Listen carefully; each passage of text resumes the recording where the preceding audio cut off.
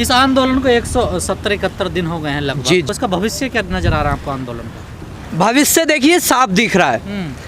जो हमारी ये सरकार का जो रवैया है, जो तानाशाही ये नज़रिया अपना लेके चल रहे थे, आपने देखा होगा जो पीछे अभी बंगाल के अंदर जो इलेक्शन हुए हैं, वहाँ पर जो हमारे किसान भाई गए, युवा भाई भी गए और नौजवान साथी वहाँ पर जाकर लोगों को जगाने का काम किया, तो वहाँ से किसानों की एक बहुत बड़ी वहाँ पे कोशिश को जो है सफलता मिली।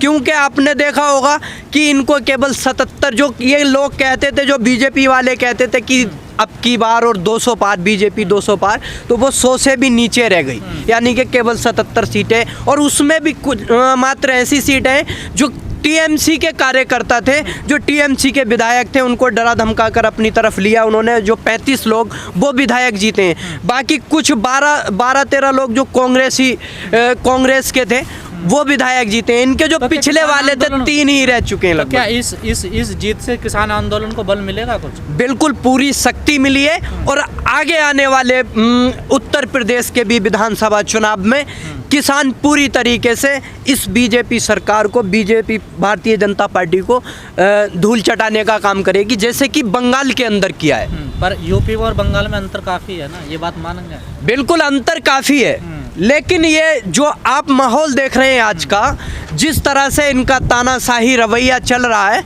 तो उसी के हिसाब से आप देख रहे होंगे। और अभी पत्रकार भाई ने एक मुझसे परसों जो क्वेश्चन किया कि आप अभी भी यहाँ पर बैठे हुए हैं, किसान भाई यहाँ पर बैठे हुए हैं, कि ये डर नहीं लग रहा किसान भाइयों को? तो हमारे जो किसान भाइयों का यही कहना था।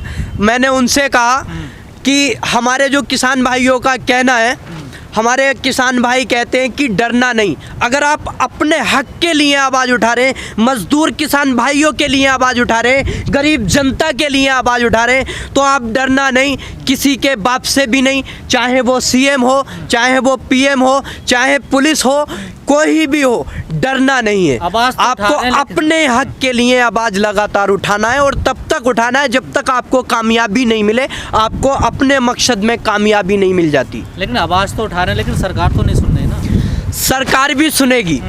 देखिए जैसे कि आपने देखा होगा, जब इस स्टेट में आपने देखा पंजाब के अंदर इनको घुसने नहीं दिया जा रहा, बंगाल के अंदर इनका बुरा हाल कर दिया।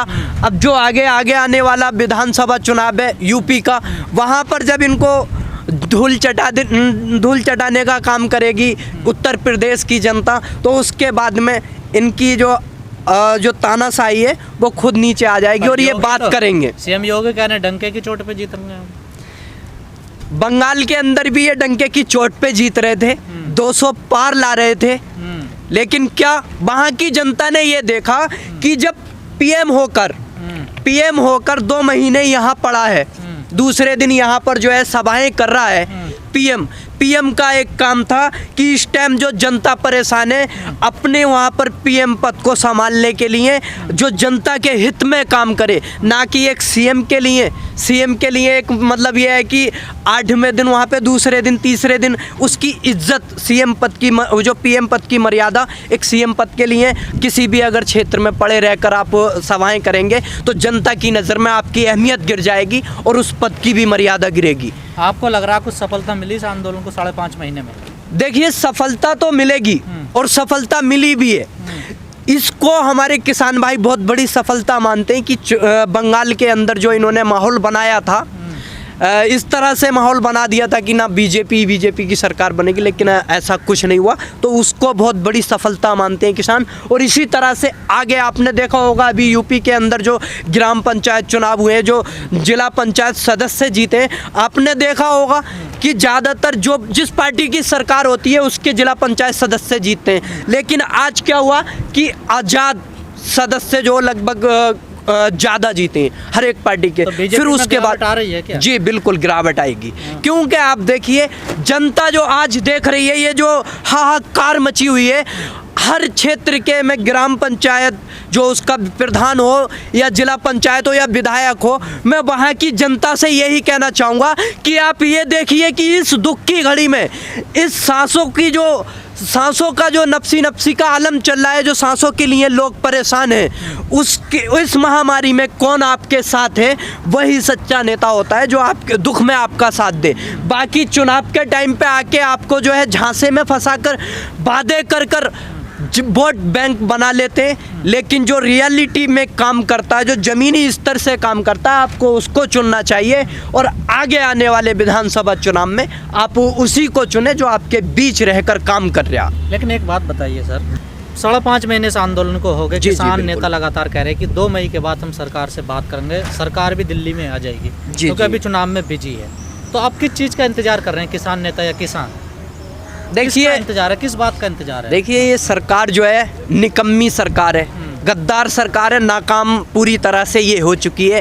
बंगाल के अंदर से जैसे 2 मई के लिए इसलिए कहा था किसान भाइयों ने कि वहाँ का जो इलेक्शन हो जाएगा उसके बाद में हो सकता है कि सरकार सुने, लेकिन उसके बाद में ये चल रही है, उसकी वजह से लॉकडाउन लगा हुआ है। और जो लॉकडाउन लगा हुआ है, लॉकडाउन की वजह से हो सकता है कि सरकार बात नहीं कर रही हो, लेकिन आप ये देखिए कि ये सरकार लॉकडाउन या उसको नहीं देखती है, फिर भी जो है ये कर देना बाहर कि हम कानून तो वापस नहीं करेंगे।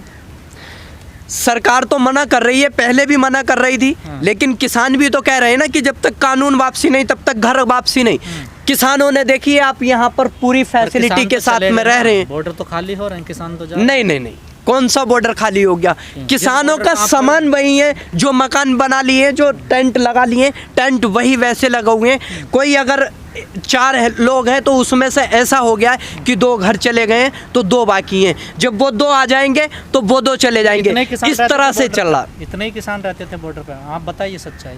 नहीं, किसान देखिए पूरे प्रोटोकॉल के तहत यहाँ पर रह रहे हैं, जो पहले यहाँ पर जो है अपना प्रोग्राम करते थे, लेकिन जब से लॉकडाउन लगा तो उसकी वजह से प्रोग्राम नहीं किया है। ये किसान जो है संविधान के अकॉर्डिंग चलने वाले हैं, संविधान के अकॉर्डिंग मानने वाले हैं। ऐसा नहीं है कि दंगा करा कर या कुछ भी यहाँ पर जो है मतलब वो करते रहे। अब क्या उम्मीद नजर आ रही है सरकार से आपको? देखिए, सरकार सुनेगी, एक दिन जरूर सुनेगी, और नहीं सुनेगी तो इसका घमंड जो है सरकार का मतलब यह है कि सरकार को वापसी, इस घमंड में सरकार को वापसी जाना पड़ेगा। अब तो ये सत्ता से वापसी जा रहे हैं, जैसे कि आपने देखा बंगाल के अंदर नहीं बना पाए, और तमिलनाडु के अंदर जो भी मतलब 5 राज्यों में, तो केवल असम के अंदर ये बनाने में सक्सेस हुए हैं। असम के अंदर हमारे किसान भाई ना पहुंच पाए, लेकिन इसी तरह आगे आने वाले जो उत्तर प्रदेश का चुनाव होगा, बंगाल का चुनाव होगा, पंजाब का चुनाव होगा, वहाँ पर भी जो है इनको धूल चटाने का काम करेगी, और तब ये किसान नेताओं के आगे घुटने टेकेगी सरकार। और हमें पूरी कोशिश है, पूरी उम्मीद है कि ये ज़रूर मानेगी। इनका जो तानाशाही रवैया ये नीचे आ जाएगा, जो 7वें आसमान पे है ना, ये नीचे ज़रूर गिरेगा। जो गाजीपुर बॉर्डर पे या पूरे जो दिल्ली के चारों तरफ बॉर्डरों पे जो आंदोलन चल रहा है, उसमें युवाओं का एक बहुत बड़ा योगदान रहा है, लेकिन अब कम नज़र आ रहे हैं, क्या वजह है? युवाओं का योगदान रहा है और आगे भी रहेगा। आप ये देख रहे हैं कि इस टाइम थोड़ा सा लॉकडाउन की वजह से लोग जो यहाँ पर भी आए हुए हैं हमारे युवा भाई, वो टेंट के अंदर अपने उसके प्रोटोकॉल के तहत बैठे हुए हैं। बाकी जो है कुछ लोग जो घर पे चले गए हैं, तो जो वहाँ से सवारी की दिक्कत हो रही है उसकी वजह से नहीं आ पा रहे हैं। कुछ अभी जो मतलब पीछे जो काम की वजह से चले गए थे, और बाकी अभी यहाँ पर भी जो है एक पूरी तरह से यहाँ पर लॉकडाउन की वजह से जो है एक अपने यहाँ पे टेंटों में बैठे हुए हैं, तो इसलिए हमारे किसान भाई कम दिखाई दे रहे हैं। और कुछ युवा घर चले गए, लेकिन ऐसा नहीं है, युवा लोग लौट कर भी आ रहे हैं।